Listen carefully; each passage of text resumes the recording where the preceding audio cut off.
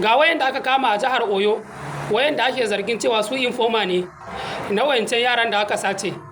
Kun san me yasa labarin baya yawo? Saboda ba Bafulatani a ciki.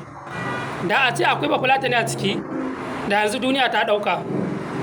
Abun shine Hausawa uku, Yarbawa uku. Kuma ana maganan cewa suna demanding ɗin shari'a law. Kuma a cikin Yarbawa uku nan dukansu Kirista ne. Hausawa uku su ne musulman. Kullum ana ihun Fulani. Yanzu da a ce akwai Bafulatani guda ɗaya a ciki, maybe da shi ne ma za a fi yin ihu a kan shi.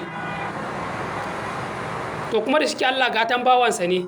Tabbas akwai Fulani masu mana wannan shirman a arewa. Kuma Allah sai ya isar mana a kansu. Amma duk da hakan dai a rinka yin adalci a rayuwa.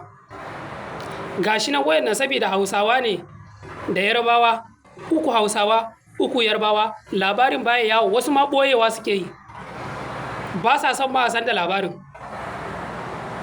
Saboda abun kunya ne, abun da suka yi zato ko kuma ce abun da suka yi tsammanin su ji an ce ba shi suka ji ba.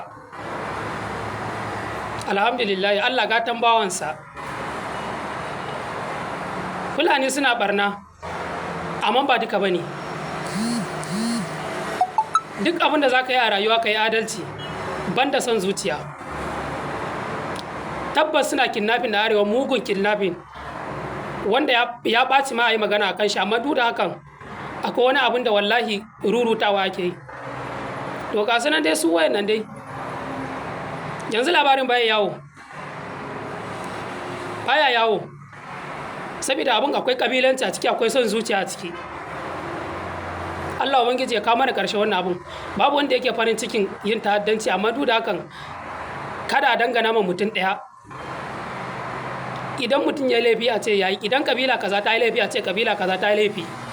Ba wai a zauna ana ware guda ɗaya ba, inshoran suka yi a lullube, idan kuma wannan ta yi a ruruta. Saboda son zuciya da kabilanci. Allah ubangiji ya kawo mana ƙarshe wannan abun. Ba ma farin ciki da ta'addanci, amma muna bakin ciki da kabilanci.